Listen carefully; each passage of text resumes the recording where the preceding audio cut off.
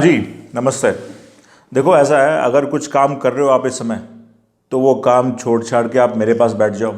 और अगर उसको फारिग करना है तो पहले फारिग कर लो। मैं वेट करता हूँ आपकी। आप जैसे ख़त्म हो जाए आप मेरे पास आ जाना, क्योंकि आज हम बात करने वाले हैं प्रचारक के भक्तों की। क्योंकि मैं सोच रहा था कि बिना बात के हम उन प्रचारकों से नफरत करते हैं, कोई वजह है नहीं उसकी। हम कहते रहते हैं उनको कि अंधभक्त है अंधभक्त है, पर ऐसा पॉसिबल नहीं है कि आप जिस समाज में रह रहे हो वहाँ पर हर एक को इतनी सारी मुश्किलों का सामना करना पड़ता है, और वहाँ पर आप अंधभक्ति इस तरीके से कर नहीं सकते। तो उसके दो कारण हैं जो मुझे आज समझ में आए हैं, जिनकी वजह से जो भक्त हैं वो भक्त हैं प्रचारक के, और जिन कारणों की वजह से हमें उन भक्तों से नफरत नहीं करनी चाहिए, बल्कि प्यार भरा बर्ताव उनसे करना चाहिए ताकि उनकी तरक्की हो सके। पहला कारण ये है कि आपकी जो आर्थिक व्यवस्था है वो पूंजीवाद की है, जिसे फ्री मार्केट इकोनॉमी कहते हैं। ठीक, तो उसमें क्या है कि जो भूखे नंगे लोग होते हैं, जो उस व्यवस्था से कुछ भी हासिल नहीं कर पाते, तो वो ऐसी जो अपॉर्चुनिटीज़ उनके सामने आती हैं आईटी सेल वाली, वो उनको ले लेते हैं। और उनका लेना बनता भी है, भाई घर में दो रोटियां हैं तो इसमें हर्ज क्या है। तो मेरा ये मानना है कि जो बेचारा गरीब आदमी है, कुचला हुआ है, अगर उसको गाली देने के लिए इतने पैसे मिल जाएंगी, घर में दो रोटियां आ जाएं, तो उसका बनता है। बल्कि मैं उनसे ये कहता हूँ कि वैसे मुझे भी आजकल कई गालियाँ आनी शुरू हुई हैं, छोटी छोटी। मैं सोच रहा था कि जितने अगर अगर पैसे कम मिलते हैं तो मैं समझ सकता हूँ, छोटी गालियाँ ठीक है। पर अगर आपको पैसे मिल रहे हैं तो कम से कम अपना काम तो आप ईमानदारी से करो। थोड़ी लंबी लंबी गालियाँ बड़ी प्रॉपर सेंटेंस में फॉर्मुलेट करके या सटल तरीके से दो, मतलब ताकि थोड़ा सा एहसास हो कि हाँ मेहनत करी जा रही है। क्यों? क्योंकि कैपिटलिज्म में कहते हैं कि जब आप मेहनत कर रहे हो तो किसी चीज़ के लिए, तो उसी हिसाब से आपको अपना फल मिलता है। और दूसरी बात, वो एक पुरानी कहावत नहीं है कि कर्म करे जा फल की चिंता मत करे हो। तो मेरे हिसाब से अगर आपको पैसे ना भी देंगे या लेट कर दें, क्योंकि कोविड-19 चल रहा है, तो फिर भी आपको जो अपना काम आपको मिला है वो आपको करते रहना चाहिए। अब बात करते हैं जो दूसरी कैटेगरी वाले लोग हैं। दूसरी कैटेगरी वाले लोग वो हैं जो बहुत ही अच्छे लोग हैं, जो पहली कैटेगरी में नहीं आते हैं। उनको कोई पैसे दे तब भी वो किसी का बुरा नहीं करते, पर फिर भी उनको भक्तपना अपना मतलब दिखाना पड़ता है। वो they have to stick to it. क्यों?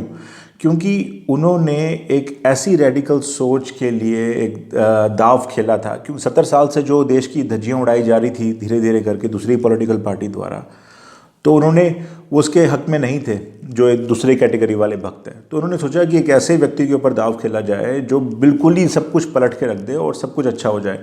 तो जब प्रचारक जी पहली बार आए थे तो उन्होंने बड़ी बड़ी बात करी थी कि मैं गरीबों के हक की बात करूंगा, और जितने भी ये सारे बड़े लोग हैं, ये आप देखना आपके सामने ये इस तरीके से घुटने टेकेंगे। मैं पैराफ्रेज कर रहा हूँ, एग्जैक्टली ये शब्द नहीं थे उनके, पर उन्होंने कहा था कि गरीब को ये मिलेगा, गरीब को वो मिलेगा, इतने पैसे, ये वो सब कुछ।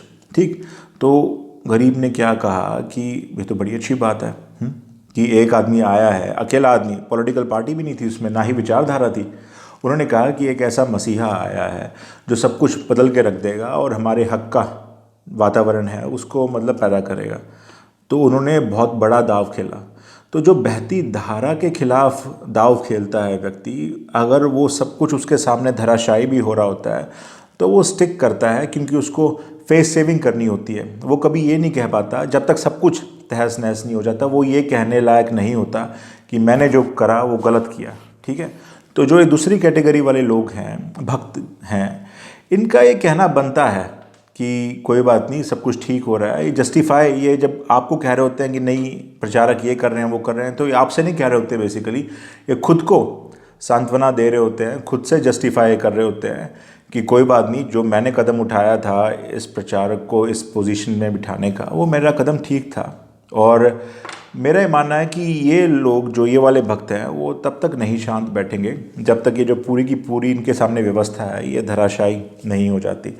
तो मेरे हिसाब से आप सब लोगों को, हम सब लोगों को वेट करनी चाहिए। हमें इनके खिलाफ भी कोई द्वेष की भावना, घृणा की भावना नहीं रखनी चाहिए, क्योंकि इन्होंने जो बाजी खेली है जुए में, ये उसको सेव कर रहे हैं या उसको जस्टिफाई कर रहे हैं। क्योंकि हमारे देश में तो जुआ अलाउड नहीं है, पर अगर आप किसी और देश में जाएंगे तो वहाँ बाजी खेलने के तुरंत बाद आप ये नहीं कह सकते कि मुझे अपनी बाजी चेंज करनी है। एक बार रिजल्ट आ जाए उसके बाद आप किसी और नंबर पे दाव लगा सकते हैं। तो ये उस चीज़ के हारने की वेट कर रहे हैं, उससे पहले ये इनके पास कोई रास्ता नहीं है कि ये अपना मतलब जो मन है वो यहाँ से हटाकर कहीं और रख लें, ठीक है। तो इसलिए जो दो कैटेगरी के भक्त हैं, हमें इनके साथ होना चाहिए, हमें इनका ध्यान रखना चाहिए, और ये भी हमारे भाई बहन ही हैं। और बल्कि जो ये दूसरी कैटेगरी है, मैं इनको, इनके जो प्रचारक हैं उनसे बेहतर मानूंगा, क्योंकि कम से कम ये लोग अपने लिए हुए फैसले पे अभी तक अटल हैं। जो उन्होंने पहले डिसाइड किया था कि हम इस व्यक्ति के साथ हैं, ये आज भी उस व्यक्ति के साथ है। बेसिकली देखा जाए तो अंधे नहीं हैं, ये सब कुछ देख रहे हैं, पर उसके बावजूद जो इन्होंने एक प्रॉमिस किया था अपने लोकतंत्र से कि हम इस व्यक्ति का साथ देंगे क्योंकि इसने हमें ये वादा किया है कि मैं तुम्हारी नैया पार लगाऊंगा, तो ये तो अपने प्रचारक से बेहतर है। क्योंकि प्रचारक जो भी बोलते हैं, जो भी वादा बोलते हैं, या तो वो झूठ होता है या उस पर मुकर जाते हैं। तो ये तो बल्कि उनसे बेहतर हैं। तो ये हमारे जैसे ही हैं, ये जो कह देते हैं, ये दूसरे वाले भक्त, दूसरी कैटेगरी वाले भक्त, ये उस पर अटल रहते हैं। तो इसलिए इनकी इज्जत करना बल्कि मैं सोचता हूँ कि बहुत ज़रूरी है। तो आज की ये थी भक्तों के हक की बात है, और बस फिर कभी मिलेंगे आपसे।